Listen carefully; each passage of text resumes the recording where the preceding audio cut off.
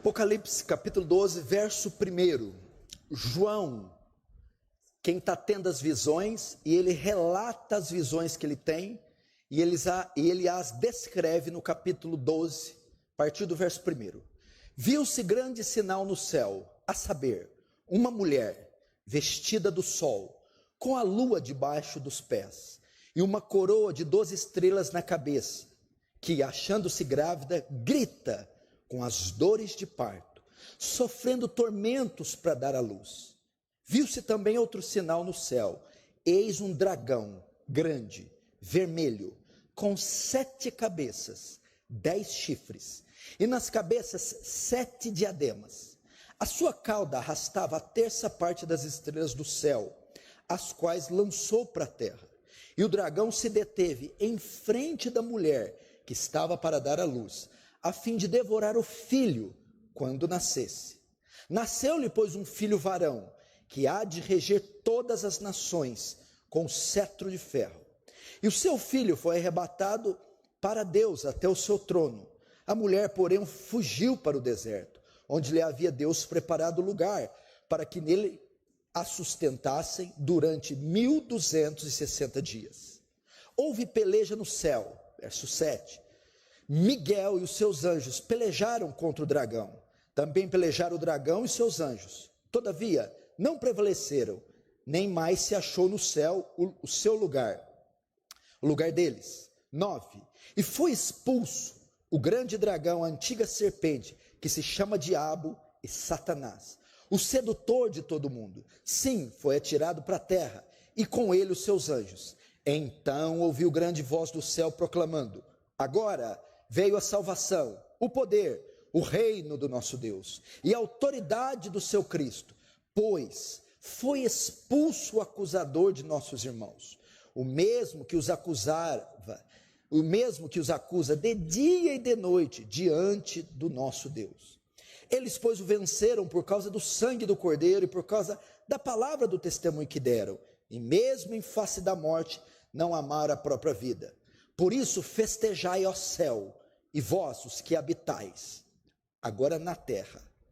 Ai da terra e do mar, pois o diabo desceu até vós, cheio de grande cólera, sabendo que pouco tempo lhe resta. Deixa aberto aí, não feche, feche apenas os olhos.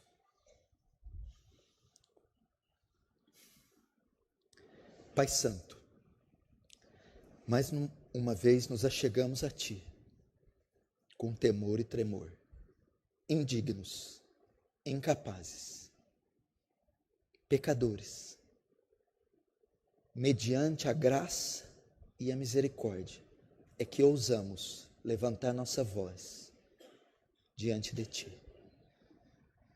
Ah, Senhor, mais um capítulo da história está sendo escrito, mais um ano, mais um mês, mais uma semana. Sobretudo, continuamos necessitados da graça divina, da misericórdia divina, do amor, da paciência, da providência.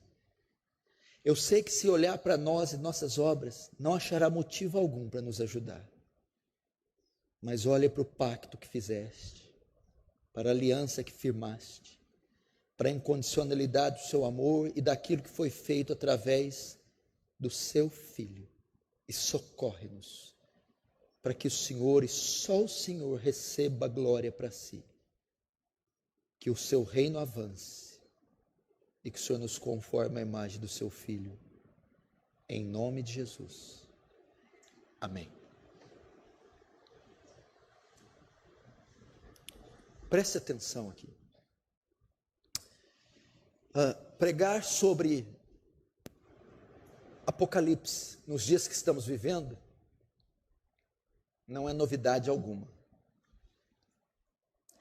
Muitos de nós, por muitos anos, víamos o Apocalipse como algo para o futuro. O Apocalipse é para hoje. Pastor, quando o Apocalipse ocorrerá? Já está ocorrendo. Estamos na plenitude do Apocalipse. Esta carta, esse livro, está se cumprindo como nunca se cumpriu em toda a história. Por isso, todas as vezes que alguém pregar e interpretar corretamente o Apocalipse, estará pregando uma mensagem atualíssima. Eu quero dizer para você como eu cheguei até essa mensagem que eu vou pregar ontem. Sexta-feira nós tivemos a vigília aqui. Eu sou o pastor da igreja, pastor titular, junto com o pastor Cunha e o Danilo. Mas o pastor titular, o principal responsável pela condução deste rebanho. Então talvez, como nenhum outro, eu sofro pela igreja. Talvez você não me conheça pessoalmente, ou ainda não tenha ido na sua casa, ou você não tenha oportunidade de estar comigo. Mas eu posso te dizer, sem rodeios, você tem alguém que sofre por você. Literalmente sofre, geme, definha por causa desta igreja. Terminado, então o meu zelo e preocupação por cada um é muito grande. E nos últimos tempos estamos vivendo um assédio muito grande de Satanás, um ataque. Então, no sábado eu mandei uma mensagem para um dos meus discípulos, perguntando: você está bem? Ele assustou. Tô, por quê? Porque cada dia é uma novidade. Cada dia Satanás prega uma peça, desfere um ataque.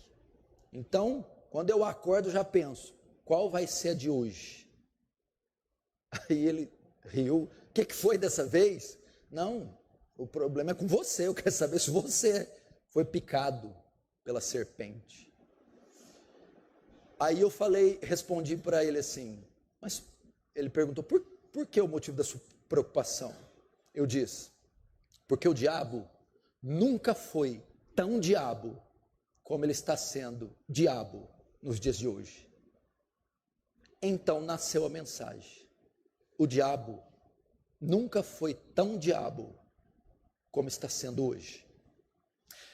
Não sei porquê, mas mesmo os menos conhecedores da palavra conseguem perceber e sentir que esses últimos dias não estão sendo muito normais e muito comuns. Parece que a pressão, o ataque das trevas ou deste mundo, ou as nossas próprias inclinações pecaminosas, têm sido mais intensas, maiores. E nós estamos encontrando mais dificuldade para professar nossa fé e na nossa caminhada cristã. Ou seja, parece que o diabo aumentou seu poder, aumentou seu ataque, aumentou a intensidade do seu ataque. Ou seja, ele nunca foi tão diabo como ele está sendo diabo em nossos dias. E tem certa coerência e verdade numa frase dessa, porque a Bíblia diz exatamente isso, que nos últimos tempos o diabo se tornaria mais diabo. Ele intensificaria o seu ataque contra a igreja, contra o povo de Deus, contra os eleitos de Deus. E este capítulo reserva uma parte para descrever esta intensificação do ataque do diabo. E é o que está acontecendo aqui em Apocalipse 12. Apocalipse 12, Jesus vinha narrando fatos para João, narrando em forma de visões. Ele está preso na ilha de Patmos com 90 anos, velhinho. Todos os apóstolos já estão mortos. Ele é o único vivo, o apóstolo João. Vai escrever ali sua última carta. E ele começa a dar visões de acontecimentos e fatos do passado, presente e futuro. O Apocalipse descreve qual período da história? Da primeira vinda de Jesus até a segunda. Então o Apocalipse trata de fatos do nascimento de Jesus, de Maria e José, até a segunda vinda. Nascimento de Jesus foi antes de João. Vida de Jesus na época de João. Segunda vinda depois de João. Não aconteceu nos tempos de João, nem nos nossos. Jesus ainda não voltou. Então o Apocalipse narra períodos da vinda de Jesus, depois da sua subida aos céus e na sua volta. O Apocalipse trata deste período. E do capítulo 1, 2, ele vai tendo visões e vai relatando as visões que Deus vai mostrando a ele deste tempo. Chegamos no capítulo 12. E aqui, o capítulo 12 vai marcar mais um período da história. E esse período que o capítulo 12 cobre, vai ser o período, ou o capítulo que vai tratar com profundidade da redenção, da morte, ressurreição e da vitória de Cristo na cruz. E a perseguição que foi desencadeada de Gênesis até a cruz contra o Messias, e da cruz até a segunda volta contra os súditos do Messias, a igreja de Cristo. Mostra a saga do dragão, do diabo, ao longo da história, se tornando cada vez mais diabo, para que no período próximo ao fim, seja plenamente diabo, no tocante à perseguição da igreja. Vamos ver como é que se desenrola as visões, a história, o que João vê. Primeiro, veja só, a Bíblia diz que ele olha para o céu, ele olha para cima, e ele vê um sinal, e ele vê uma mulher. Então João olha para o céu, para o alto, e ele tem uma visão, e ele vê uma mulher. A visão que ele tem é de uma mulher. Que mulher é essa? Quais as características? Primeiro, a Bíblia diz que ela está vestida do sol. Está vestida do sol. Nos pés dela, o texto diz, com a lua debaixo dos pés, como se os seus sapatos fossem a lua. Está com uma coroa de 12 estrelas na cabeça. Aqui mostra a beleza desta mulher que João vê. Uma mulher que tem como as vestes o sol, como os sapatos a lua. E uma coroa de 12 estrelas. Mostra que é uma mulher gloriosa, maravilhosa, majestosa. E ele diz que tem algo com essa mulher, verso 2, ela está grávida. Está grávida. E a Bíblia dá a ideia de quantos meses, ela está provavelmente o seu 9º mês de gravidez, porque diz aqui, está grávida, está com dores de parto. Dores de parto significa que está prestes a dar à luz, mas a Bíblia diz que ela está sofrendo tormentos para dar luz. É uma mulher muito linda, gloriosa, grávida, já sentindo as primeiras contrações, mas está tendo dificuldade em dar à luz. Agora, João está olhando para cima. De repente, ele tem outra visão, também nos céus. Primeiro, ele vê uma mulher. Depois, ele olha para o outro lado, nos céus, e agora ele vê um dragão. Ele vê um dragão imenso, enorme. O dragão era grande, sua cor era vermelha, ele tinha 7 cabeças e 10 chifres, e nas cabeças tinha diademas, nomes. E o dragão tinha uma cauda tão grande, que com a sua cauda, ele arrastava a terça parte das estrelas dos céus. Quem é essa mulher e quem é esse dragão que João está vendo? Bom, para o dragão, nós não temos muita dificuldade de saber quem é o dragão, porque no verso 9, você acompanha comigo, fala claramente: e foi expulso o grande dragão, é o dragão do verso 3, a antiga serpente, ou seja, a serpente que enganou Eva, estava possuída pelo dragão. Mas quem é o dragão? Que se chama Diabo e Satanás. Os dois maiores títulos do dragão: Diabo, que quer dizer o acusador, o caluniador, e Satanás, que quer dizer adversário. A visão que João está tendo, ele vê Satanás nos céus. E ele dá características deste dragão. Ele diz que esse dragão tem 7 cabeças. O que quer dizer cabeças? Cabeças fala de federações. Fala da extensão do domínio do dragão. 7 federações, 7 reinos. O 7 é um número completo. Diz que o dragão tem domínio sobre todos os reinos, sobre todos os governos, sobre todos os impérios. 7 cabeças.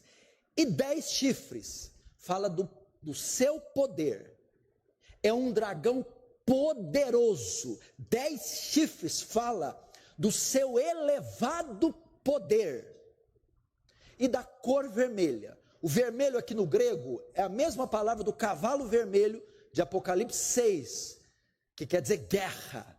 Fala do viés dele, destruição. Ele então, veja só, Satanás tem o domínio das nações, do mundo, Deus desse século. Vem aí o príncipe desse mundo. A extensão do domínio do governo dele é mundial. E ele contém com ele poder, muito poder, 10 chifres. Poder para quê? Vermelho, para destruir, para matar, para aniquilar e para roubar. Por fim, o texto diz que o dragão era grande. Fala da força do diabo. João está tendo a visão de Satanás, um aliado, um oponente poderosíssimo. O que mais que ele vê? Ele vê que com a sua cauda ele arrasta 1/3 das estrelas dos céus. Aqui já entra em cena os aliados do dragão. O dragão não está sozinho. Com a sua cauda, ele arrasta 1/3 das estrelas do céu. Isso aqui é uma figura para os anjos. 1/3 dos anjos. Ele engana, ele seduz, ele corrompe nos céus 1/3 dos exércitos angelicais de Deus e os torna demônios. Essa terça parte dos anjos vão se unir a Satanás na batalha contra Deus, o seu Filho e a sua igreja. Essa é a visão que João tem. O dragão, então, é Satanás. Agora, quem é a mulher? Está vendo de um lado a mulher vestida de sol, com a lua nos pés e com a coroa de estrelas, e do lado um dragão vermelho, enorme, uma fera monstruosa, poderosíssima. Quem é a mulher? A chave para interpretar o Apocalipse se encontra no Antigo Testamento. João, ao escrever as visões, usam muitas figuras que se repetem no Antigo Testamento. Quando ele fala que a mulher tinha a lua debaixo dos pés, tinha uma coroa de 12 estrelas, era vestida do sol, nós nos reportamos para Gênesis 37. Tem uma imagem idêntica. Vai mostrar a história de José, filho de Jacó, e os seus 11 irmãos, os 12 filhos de José, os 12 patriarcas. José é o caçula. José tem um sonho. E ele vai contar para Jacó, seu pai: pai, eu tive um sonho. Que sonho é esse, José? Eu sonhei que o sol, a lua e 11 estrelas se dobravam diante de mim. O sol, Jacó. A lua, a mãe de José, a mulher de Jacó. E as 11 estrelas, os irmãos de José, e a 12ª, 12, José. O que quer dizer esse sonho? Que Jacó e os 12 filhos é da onde nasce as 12 tribos de Israel. A mulher que João está vendo é a figura da igreja do Antigo Testamento, sendo personificada pela nação de Israel. Esta é a mulher que ele está vendo. É a igreja do Antigo Testamento, que veio até se formar, que começou da descendência de Eva, começou com Abel, Sete, melhor dizendo, até chegar em Jacó e nos seus 12 filhos, e posteriormente veio se constituir a nação de Israel. Mas notem, ela está grávida. O que acontece? Ela está grávida com dores de parto. Agora vem o dragão e se coloca na frente dela. Ela está grávida e está próxima de dar à luz. O dragão agora para. Fica de frente dela e está esperando ela dar à luz ao menino para ele devorar, tragar, engolir, matar o menino. Quem é esse menino? O que é que João está vendo aqui? Veja só, esse menino a qual a mulher vai dar luz é o Messias, é Jesus Cristo. Nisso consiste toda a história da redenção. Satanás tentando destruir a descendência da mulher, o Messias, impedindo que ele nasça. E o Messias viria de Israel, viria da promessa que Deus fez a Abraão, de Abraão, Isaque, Jacó, as 12 tribos, Israel, e dali sairia o Messias. O que João está vendo aqui? João está vendo a história da redenção. O que está em Gênesis 3:15. Veja só, quando Deus cria a terra e coloca o homem e a mulher no Éden, o que ele faz? Da árvore do conhecimento do mal e do bem e do mal, não toqueis. O dia que tocais, morrereis. A serpente seduz a mulher, que toma do fruto, que seduz o marido, que toma do fruto, o pecado entra. Então vem Deus no jardim e lança uma maldição sobre a serpente.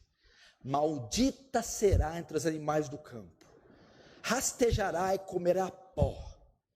E o que ele fala? A maldição consiste ainda mais: porém inimizade entre ti, a serpente, e entre a mulher, entre a tua descendência e a descendência da mulher.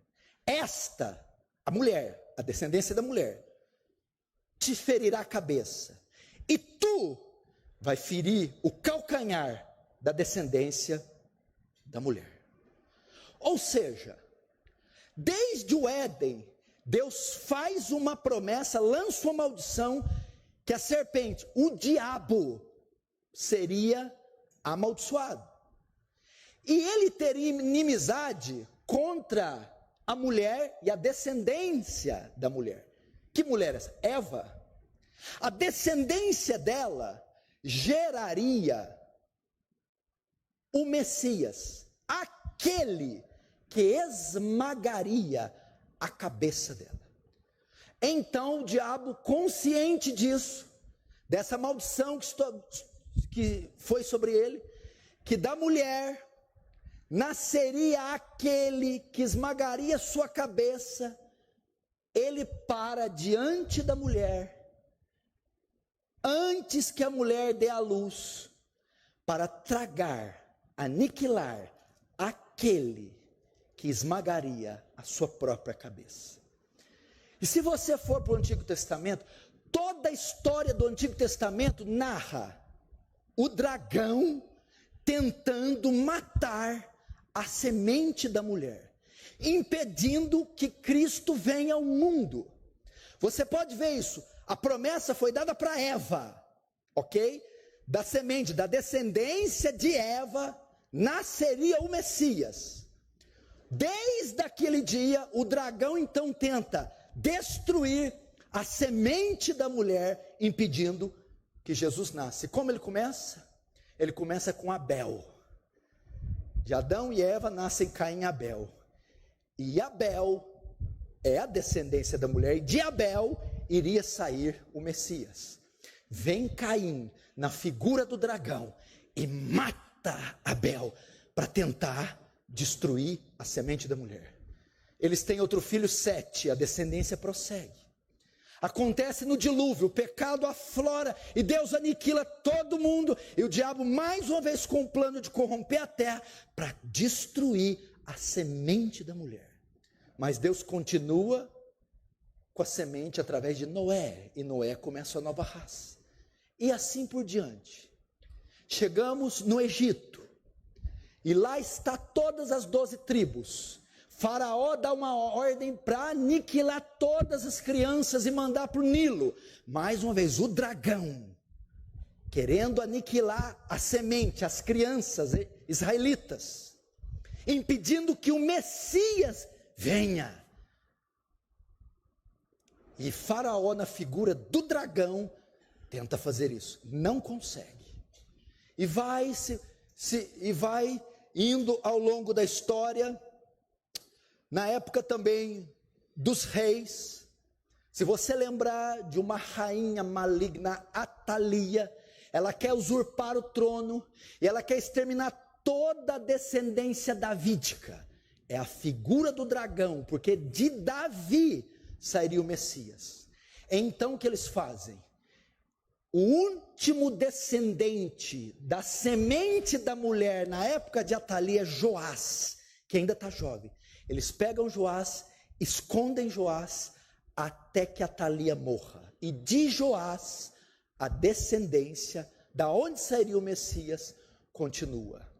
Depois no cativeiro da Pérsia, através de Ramã, também uma figura do dragão, manda o rei, dá um edito para aniquilar todos os judeus da Pérsia. É o dragão de frente da mulher, querendo tragar o seu filho, impedindo que a descendência traga a nós o Messias. Deus usa a rainha Esther e a descendência prossegue. E o último, todo o Antigo Testamento vai narrar isso, o conflito entre o dragão e a descendência da mulher. A igreja do Antigo Testamento, se você notar, os reis, os juízes, os profetas, todos do Antigo Testamento são massacrados, perseguidos, mutilados. É a luta do dragão para devorar a descendência da mulher. Porque dela nasceria aquele que esmagaria a cabeça da serpente. E o seu grande e último ataque foi quando os 3 reis magos vieram com a estrela do Oriente adorar a Jesus. Então relataram a Herodes. E Herodes, enfurecido, sabendo, o que ele faz? É a figura do dragão. Manda matar todos os meninos de 2 anos para baixo, de Belém. Mais uma vez, o dragão tentando destruir a semente da mulher, impedir que o Messias nasça. E mais uma vez ele falha. José e Maria se reúnem, fogem para o Egito, até que Herodes morra. É isso que João está vendo. É a história do Antigo Testamento. Esta é a grande batalha espiritual. É o grande conflito entre o dragão, Satanás, e a igreja do Antigo Testamento, o povo de Deus, da onde nasceria aquele que aniquilaria o diabo. Aí o que acontece? Ele não consegue impedir que ele nasça, não consegue impedir que ele cresça. Olha o verso 5. Nasceu-lhe, pois, um filho varão, que há de reger todas as nações com cetro de ferro. Presta atenção na última frase. E o seu filho foi arrebatado para Deus até o seu trono. O que acontece aqui? Ele não consegue impedir. Todas as tentativas de impedir ou de tragar o menino, impedir que ele nasça, são fracassadas. Então ele nasce. E o diabo tenta o seu último ataque, tenta matá-lo. E a Bíblia diz aqui que ele sobe para os céus. O que João está dizendo aqui? João exclui aqui a crucificação. João já mostra a ascensão.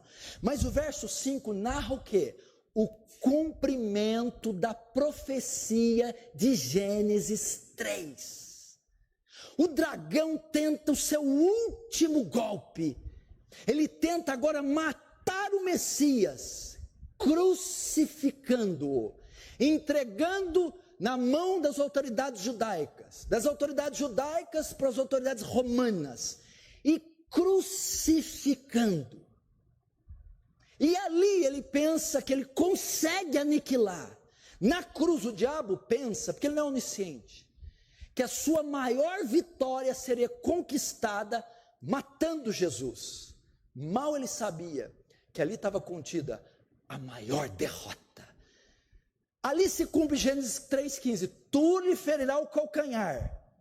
A serpente, o dragão, Satanás, fere o calcanhar de Jesus, matando na cruz. Mas este te ferirá a cabeça. Como que é isso? Suponhamos que tem uma cobra que pique um homem. A cobra pica. O homem envenenado morre. E na morte do homem, ele cai em cima da cobra e mata a cobra. Foi isso que aconteceu na cruz. Ao matar Jesus na cruz, a morte de Jesus mata o diabo. É como se ele picasse o calcanhar de Jesus. E Jesus na queda, na morte da cruz, esmaga a serpente. Destrói a serpente. O que está em Hebreus, que Cristo na cruz destrói aquele que detinha o poder da morte, a saber, Satanás. Então o diabo, pensando que ia esmagar, não consegue. A Bíblia diz que o menino, que o varão é arrebatado aos céus. Mostra o quê? A ressurreição, a ascensão, a redenção se consuma aqui no verso 5. Na morte de Jesus na cruz, Satanás pica, Satanás morde o seu calcanhar, mas morrendo e ressuscitando, Jesus esmaga a cabeça da serpente. Então todo o Antigo Testamento, até na cruz, sucessivas tentativas de destruir o Messias e perseguir Israel terminam em fracasso, na derrota plena do diabo na cruz. E agora Cristo vencendo, sobe aos céus. Aqui vai começar Apocalipse 5, a entrada do Cordeiro nos céus, glorificado, e ele vai tomar posse do trono. É isso que acontece. E o texto diz aqui, verso 6, e a mulher, porém, fugiu para o deserto, onde lhe havia Deus preparado lugar, para que nele a sustentem durante 1260 dias. Presta atenção, o diabo sofre a sua grande derrota. Enquanto isso, a mulher vai sair de cena. É a igreja do Antigo Testamento e a igreja de todas as eras. Porém, fugiu para o deserto, onde Deus havia preparado lugar para que nele a sustente durante 1260 dias. No verso 14, fala também: e foram dadas à mulher 2 asas de grande águia, para que voasse até o deserto, ao seu lugar, aí onde a sustentar durante um tempo, tempos e metade de um tempo. O que quer dizer tempo durante, e metade de um tempo? Um tempo, 7 anos. Metade de um tempo, 3 anos e meio. Fala de todo o período da igreja, do tempo da igreja que começa no Antigo Testamento e se estende para o Novo Testamento. E ela está no deserto, que é esse mundo. Deus irá guardá-la durante todo esse período que vai convergir e terminar com a grande tribulação e a volta do Senhor. Mas veja só,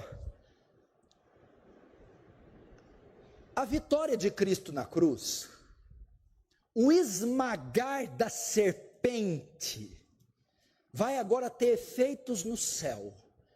Ele derrotou ela. Ele pagou pelo pecado de todos os homens. Ele redimiu a raça humana. Ele venceu. Ela, a serpente, o dragão, fracassou na sua tentativa de aniquilar o Messias, de destruir a sua semente. E na cruz ele sofre o seu golpe mais fatal. E agora ele sobe aos céus com todo o poder, toda a autoridade, com as chaves da morte do diabo. E agora, esta vitória na cruz e subida aos céus, vai ter efeito nos céus. Verso 7. Olha só, houve peleja no céu. Miguel e os seus anjos pelejaram contra o dragão. Também pelejaram o dragão e os seus anjos. Todavia não prevaleceram, nem mais se achou no céu lugar para eles. Agora, enquanto Jesus sobe aos céus e senta no seu trono, começa a haver uma batalha cósmica. Miguel, que é um arcanjo, que é o anjo mais poderoso, o chefe dos anjos, é um arquianjo, junto com outros anjos, lidera alguns anjos na luta contra o dragão. João vê a figura de Miguel e os anjos pelejando contra o dragão e os seus anjos, ou seja, anjos bons, através de Miguel e os seus anjos, e anjos maus, liderados por diabo, o dragão, que é um anjo caído, e os demônios. Há uma batalha no céu, mas Miguel vence, e não se achou lugar mais para ele no céu. O que acontece aqui? Muitas pessoas acham que essa batalha ocorreu lá antes de Gênesis, e que o diabo foi expulso do céu antes de Gênesis, ou antes do homem ser criado, ou na queda do homem. A Bíblia diz que não. É só quando Jesus morre na cruz e sobe aos céus, que o diabo é expulso do céu. Até a morte e ressurreição, o diabo ainda habitava nos céus, junto com os demônios, transitava nos céus. Você quer ver uma prova disso? Jó. Quando os filhos de Deus se apresentam até Deus, anjos, vem também o diabo no céu e fala com Deus. De onde vem Satanás? De rodear a terra e passear com ela. Agora, qual era o ofício do diabo nos céus? O que ele fazia nos céus? A Bíblia diz ali, no verso 10, então ouvi grande voz do céu, agora vê a salvação, o poder, o reino do nosso Deus. Foi expulso o acusador dos nossos irmãos, o mesmo que os acusa de dia e de noite. O diabo estava no céu e tinha como papel acusar os santos que estavam nos céus, reivindicar o direito deles serem condenados, dizer para Deus: Abraão, Moisés, Davi não podem estar aí, não podem entrar aí, não são justos, não foi pago o preço por eles, e ele os acusava nos céus. Agora o que acontece? Jesus morre, porque os santos do Antigo Testamento estavam nos céus, mas por um preço que ainda não tinha sido pago. A conta deles estava pendurada, porque Cristo não havia morrido. Então o diabo tinha direito legal de acusá-los e dizer: esse povo não merece estar aí. Agora, quando Jesus morre e diz: tetelestai, está pago, ele pode subir nos céus e agora expulsar de lá o diabo e dizer: você não tem mais direito de estar aqui e não tem mais direito de acusar, porque eu comprei a entrada de Abraão, de Isaac, de Davi e de todos os santos do Antigo Testamento. Então só com a morte de Jesus subida nos céus é que o diabo desceu na terra. Se não, vejamos, verso 9: e foi expulso o grande dragão, a antiga serpente, que se chama o diabo e Satanás, o sedutor de todo mundo. Sim, foi atirado para a terra, e com ele os seus anjos, até aqui. É nessa hora que acontece a expulsão do diabo nos céus. É nessa hora. Veja só, os céus estavam com um promotor, estavam com um advogado, um juiz de acusação, o tempo todo acusando os santos, o diabo. Agora, com a morte e vitória de Jesus, sobe um advogado, aquele que justifica os pecados, aquele que absolve os santos, e ele sobe dizendo: todos eles têm a garantia legítima de estar aqui. Cai fora, diabo. E ele despoja, expulsa. Por isso Paulo vai escrever aos Colossenses: e ele triunfou em si mesmo na cruz, Jesus, despojando principados e potestades. Despojar é tirar do seu lugar, é tirar da sua glória, do seu trono, é botar no chão. Quando é que ele despojou o diabo do seu lugar, da sua glória? Na cruz. Aqui acontece a queda. Agora, onde o diabo está? Onde ele mora? Onde ele habita desde que Jesus subiu nos céus? O diabo não está nos céus, não mora mais nos céus, não anda mais nos céus. O diabo também não está no inferno. O inferno hoje é a palavra grega Hades. O diabo não está no Hades. Onde o diabo está? O diabo está aqui na terra. É aqui que ele foi lançado. Dos céus ele e uma terça parte dos anjos rebeldes, dos demônios, foram lançados aqui na terra. Quando o diabo for condenado, ele não vai para o Hades, ele vai para o Gueena, ele vai para o lago de fogo. O Hades, ele nunca esteve, nunca estará, não está nos céus, ele está na terra. Porque a Bíblia diz no verso 9: foi atirado para a terra, e com ele os seus anjos. Irmãos, essa batalha no céu só ocorreu porque Jesus conquistou o direito legítimo de salvar, perdoar e colocar nos céus todos os santos do Antigo e do Novo Testamento. Então ele ordena a batalha, liderada pelo arcanjo Miguel, e expulsa de lá o diabo e os seus comparsas, os demônios, e os lança na terra. Agora o verso 10, nós vamos ouvir um brado, um canto de vitória, lá dos céus. Veja o verso 10. Então ouvi grande voz do céu, proclamando: agora veio a salvação, o poder, o reino do nosso Deus, e a autoridade do seu Cristo. Por quê? Pois foi expulso o acusador dos nossos irmãos, o mesmo que os acusa de dia e de noite, diante do nosso Deus. Agora eles vão dizer a causa da acusação de ser removida. Veja só, verso 11. Eles quem? Os lá do céu, os santos do Antigo Testamento que estão no céu.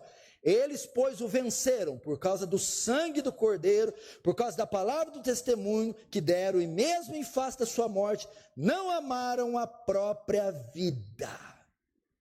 Os céus agora festejam, porque o acusador, o que ia diante de Deus para acusar os santos, foi despojado, expulso expulso, arrastado, atirado ao chão, tirado dos céus. E agora os santos, os anjos, o céu está livre dele, pois ele não tem mais direito legal, direito forense, direito jurídico. Foi paga toda a dívida daqueles que estão nos céus, e ele foi expulso. E qual foi a causa? Eles o venceram por causa do sangue. No tribunal, eles foram declarados justos, tiveram uma sentença favorável, foram absolvidos dos seus pecados, das suas culpas, mediante a quê? O sangue de Jesus.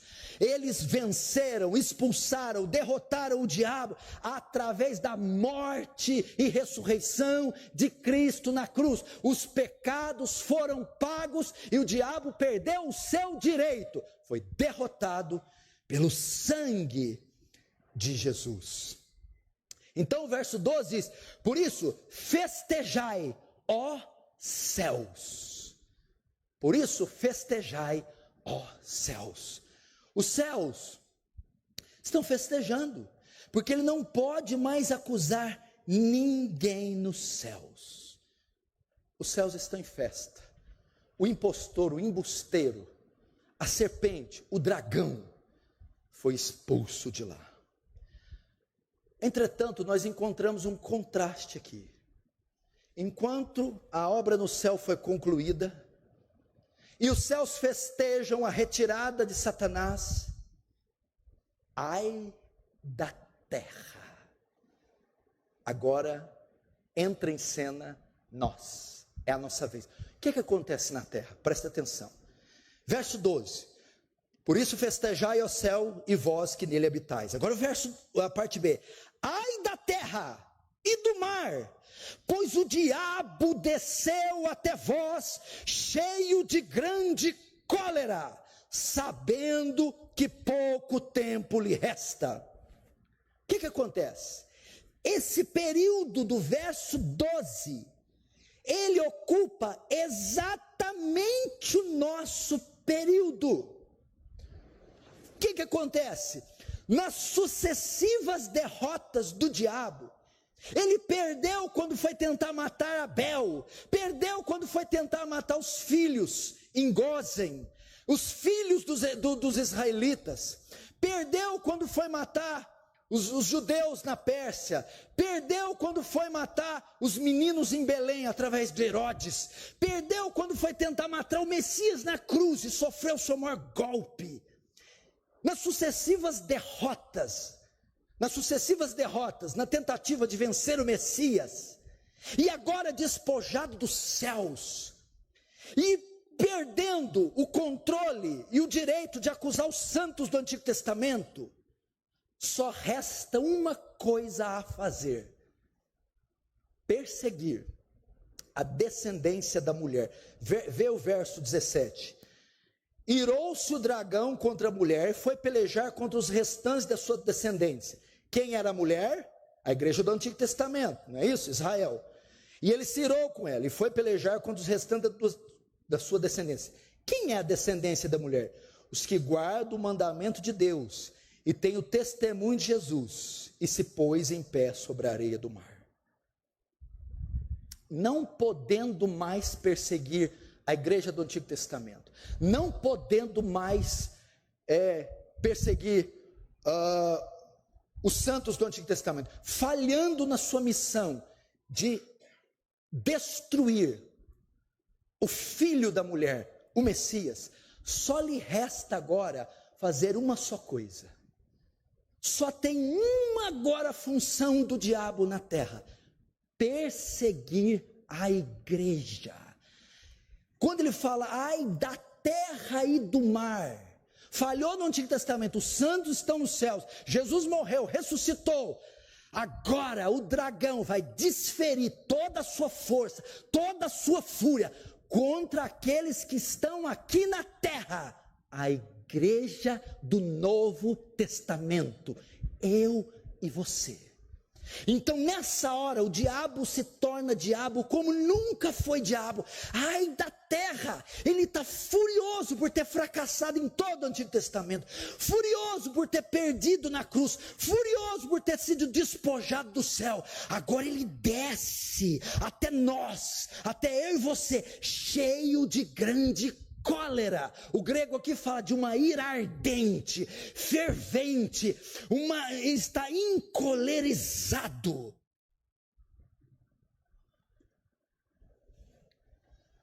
O que significa? À medida que o fim se aproxima, nós sofreremos ataques que nós nunca vimos antes. Os ataques, as provações, as tentações irão aumentar a cada dia, semana, mês e ano que passa. Por quê? Porque a Bíblia diz que o diabo tem um tempo para fazer isso. E ele está investindo todo o seu poder, por quê? Sabendo que pouco tempo lhe resta. Ele está com seus dias contados, está com seus últimos dias de vida. Ele está prestes a sair de cena. Então ele vai usar tudo que ele tem, toda a força, toda a inteligência, todo o seu poder contra a igreja, porque ele tem pouco tempo. Então aqui está a resposta. Por essa razão que nós estamos sendo assediados por ele como nunca. É por essa razão. À medida que o tempo passa, o diabo se torna diabo, como nunca foi diabo. Irmãos, são dias que ele vai vir com toda a sua força, e ele vai nos tentar a desistir da fé. Ele vai nos tentar a cair nos pecados e nos emporcalhar de iniquidade, perdendo nossa santidade. Ele vai vir tentando fazer nós esmorecermos, negarmos a Deus, nos voltarmos contra Ele. Ele vai vir causar em nós tropeços, oposição de todos os lados, de todas as sortes, de todas as maneiras. Ele vai tentar oprimir, ele vai tentar atacar, ele vai fazer de tudo para oprimir o povo de Deus. E o clímax disso, o último do último tempo, virá na personificação do anticristo, onde, através de um homem e de um sistema, ele desencadeará a maior perseguição e manifestará toda a sua fúria, onde Adolf Hitler, Mussolini, Stalin, César parecerão crianças.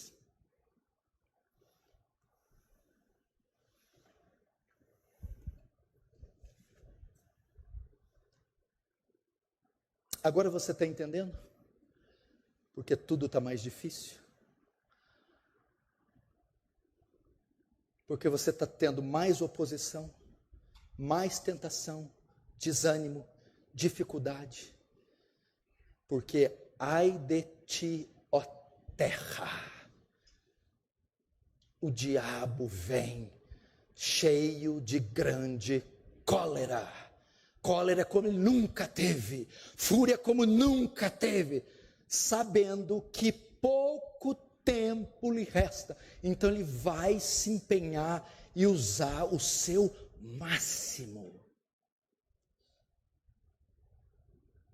O que eu aprendo com isso aqui?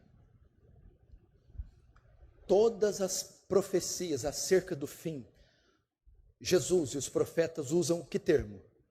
Vigiai. Estai atentos, sejais vigilantes, acordai, despertai, preparai-vos para esse tempo. Irmãos, nós temos que nos preparar, nós temos que nos preparar. Quem está pregando isso hoje em dia? Quem está alertando a igreja? Não seria melhor mandar se levantar as mãos e dizer: toma posse da bênção, receba a cura, aleluia? Que coisa mais estúpida. O dia que eu fizer isso, me tirem daqui do cargo.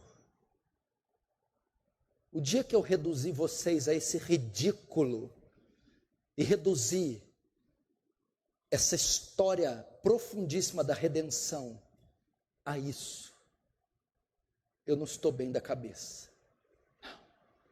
Eu estou preparando você para a apoteose, para o grande finale, para a consumação, para o game over. Eu estou preparando para o fim do fim do fim do fim do fim.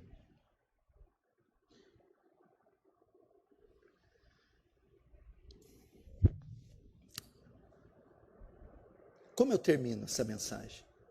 Presta atenção. Ele desce na terra, o verso 17. Irou-se o dragão contra a mulher. Qual que foi a fúria dele aqui? De ter fracassado em aniquilar a igreja do Antigo Testamento e de aniquilar o filho da mulher, o Messias. Ele ficou muito bravo. Tudo que resta a ele agora é perseguir a descendência da mulher. Quem é a descendência da mulher? A mulher aqui é Israel, a igreja do Antigo Testamento. A descendência é a extensão de Israel, a igreja do Novo Testamento. Nós somos a descendência da mulher. Só resta o diabo uma coisa: perseguir-nos. E para isso, ele desce. Para de frente para o mar, um pé na areia e um pé dentro do mar. E para perseguir a igreja do Novo Testamento, ele vai chamar dois aliados. Um vem do mar e o outro vem da terra. Uma besta de 7 cabeças e 10 chifres do mar.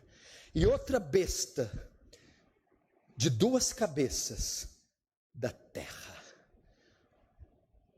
O anticristo e o falso profeta vão culminar na maior perseguição que a igreja já enfrentou. Isso vai estar no Apocalipse capítulo 13.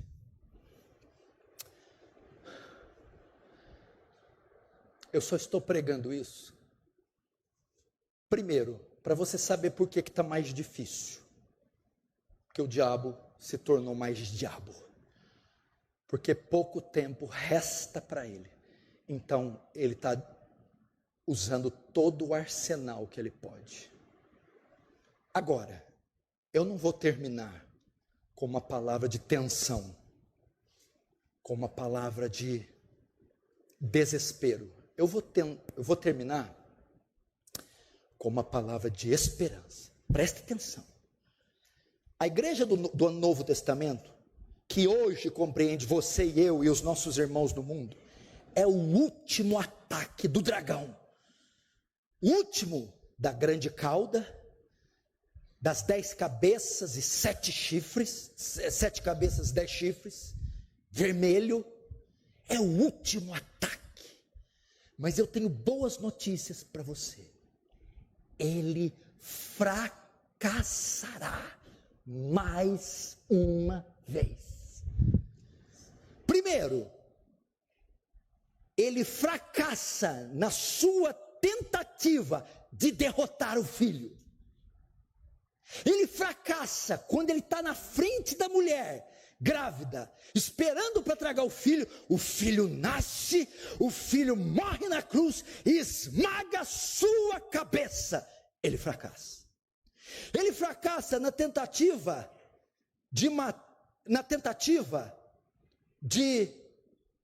na sua batalha contra Miguel e os anjos. Miguel e os anjos pelejam contra o dragão e os seus anjos, e os vence, e os derrota, e os expulsa do céu. Ele também fracassa. A Bíblia diz que ele também tenta perseguir a mulher que estava grávida. A igreja do Antigo Testamento. Ele tenta matar Abel, Mardoqueu, Noé, Moisés. Ele tenta persegui-la. E ele não consegue. Ela foge para o deserto com 2 asas. E Deus arrebata das mãos do dragão. Ele fracassa. Agora, a sua última tentativa é perseguir a descendência da mulher. Eu, você. Vamos saber o que acontece. Veja só. Apocalipse 13. Verso 5. Verso 4. Apocalipse 13, 4. E adoraram o dragão, porque deu autoridade à besta. Também adoraram a besta, dizendo: quem é semelhante à besta? Quem pode pelejar contra ela? Foi-lhe dado uma boca que proferia arrogâncias e blasfêmias, e autoridade para agir 42 meses, a última metade da última semana. E autoridade para agir 42 meses. E abriu a boca em blasfêmias contra Deus, para difamar o nome e difamar o tabernáculo, a saber os que habitam no céu. Agora o verso 7. Foi dado também a besta que pelejasse contra os santos. Quem que é esses santos aqui? É o verso 17 do 12. A descendência da mulher, a igreja, eu e você. Foi dado a besta, ao anticristo, ao sistema, ao dragão. Foi dado autoridade para lutar contra a igreja e vencer a igreja. Ele vencerá, ele esmagará, ele martirizará, ele matará os crentes. Olha lá. Deu-lhe ainda autoridade sobre cada, enquanto ele massacra a igreja, o mundo ímpio. Ele vai ter autoridade sobre cada tribo, povo, língua e nação. E adorá-la-ão todos que habitam sobre a face da terra. Grava aí no verso 8.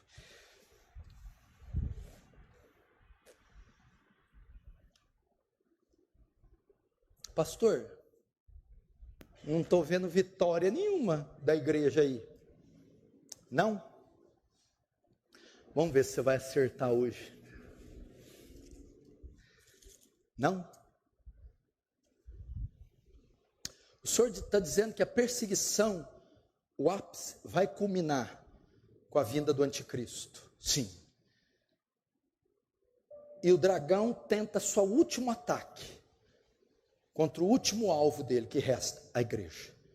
Mas o Senhor disse que Deus deu autoridade para ela perseguir os santos, nós, a igreja, e os vencer. Ok.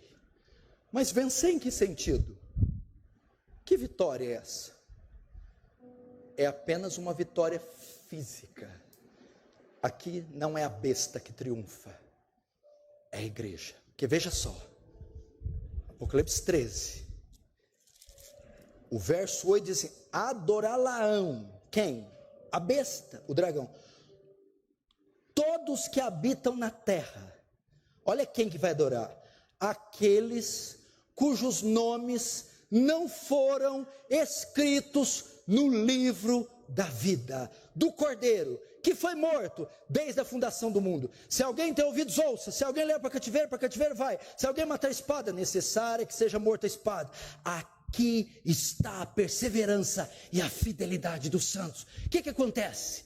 Nenhum salvo, nenhum eleito, nenhum membro da igreja de Cristo adorará a besta. Nenhum se curvará, nenhum receberá o seu sinal, a sua marca. Ou seja, mais uma vez o dragão fracassa. Como assim? Jesus diz: não temais aqueles que matam o corpo. A besta vai matar o corpo, a besta vai perseguir os santos, mas não tem poder de condenar a alma. Jesus, deixa matar o corpo. A igreja é o quarto oponente que o dragão perde. Ele não vai nos vencer. Ele não vai nos vencer. Pastor, quem é que vai vencer? Nós é que vamos vencer. E como nós vamos vencer? Da mesma forma que os santos do Antigo Testamento. Eles o venceram pelo sangue do Cordeiro. Antigamente, nos filmes de terror, de vampiros, era comum, década de 60 e 70, os vampiros corriam da cruz. Você punha um crucifixo de madeira e os demônios... Não é a cruz, é aquele sangue que Moisés colocou nos umbrais, quando o anjo da morte vem, a besta escarlate, o dragão, e ele vê o sangue, ele passa por cima. É o sangue que faz o diabo correr, é o sangue que faz ele não te tocar. Você vai vencê-lo pelo sangue, e o sangue de Jesus. Quando ele vir para você, para tentar aniquilar, fazer você negar, corromper e raptar sua alma, ele verá o sangue, e no sangue ele é derrotado, ele perdeu. Nós o vencemos no sangue. Ele não suporta o sangue, ele não pode com o sangue. O sangue é a moeda, o sangue é o pagamento, o sangue é a prova jurídica, forense, que ele não tem mais direito sobre a nossa alma. O sangue. Quando Jesus morre na cruz, ele toma a cédula da mão do diabo, a promissória, o processo que nos acusava e nos condenava, ele toma e ele crava na cruz. Assim nós vamos vencer. Então é mais ou menos assim que você fala para o dragão: vem quente, que eu estou fervendo. E se você vir fervendo, eu estou evaporando, por causa do sangue. Amém? Diabo vai se tornar mais diabo, vai ser mais difícil, mais tenso, mas ele não vai obter a vitória. Amém? Ele não vai vencer. Agora, prepare-se para esse dia.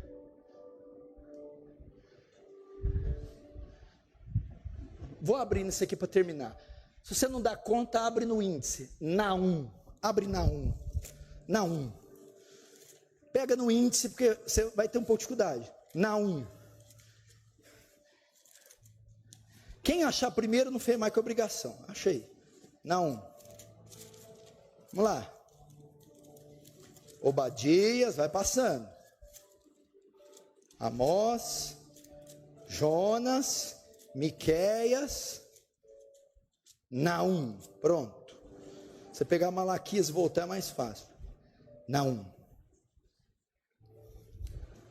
Eu vou terminar com esse texto para esses dias. Quem achou diz amém. Quem não achou diz ai de mim, se tem coragem. Naum, capítulo 2. Diz assim. Naum 2. O destruidor sobe contra ti, ó Nínive. Guarda a fortaleza, vigia o caminho, fortalece os seus lombos, reúne todas as suas forças, porque o Senhor restaurará a glória de Jacó, como a glória de Israel.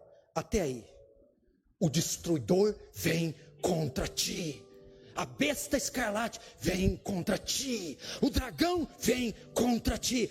Guarda a tua fortaleza, vigia o caminho, fortalece os teus lombos, reúne todas as suas forças. Irmão, vou te falar, vou confessar um detalhe da minha personalidade. Eu gosto desse trem aqui. Eu gosto de ir pro pau. Não tem esse negócio de correr não, esconder não. Ai, o capeta tá vindo. Não, manda ele vir. Ele está dizendo aqui para preparar, o destruidor vem. Ok, o que eu tenho que fazer? Correr, chamar a minha mãe? Não, guarda a tua fortaleza. Firma as trincheiras. Prepara a batalha, vigia o caminho, fortalece os lombos. E reúne todas as suas forças. Para quê? Para peleja. E nós temos a promessa da vitória. Porque o Senhor restaurará a glória de Jacó, como a glória de Israel.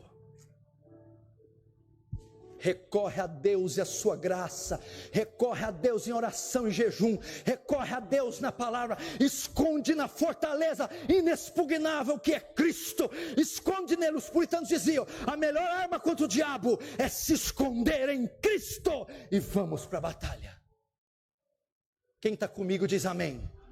Amém. Não quero metade da igreja. Quem está comigo diz amém. Amém. Curva a sua cabeça, feche os seus olhos então, vamos orar. Você está ouvindo Web Rádio Servindo com Amor. 24 horas com você.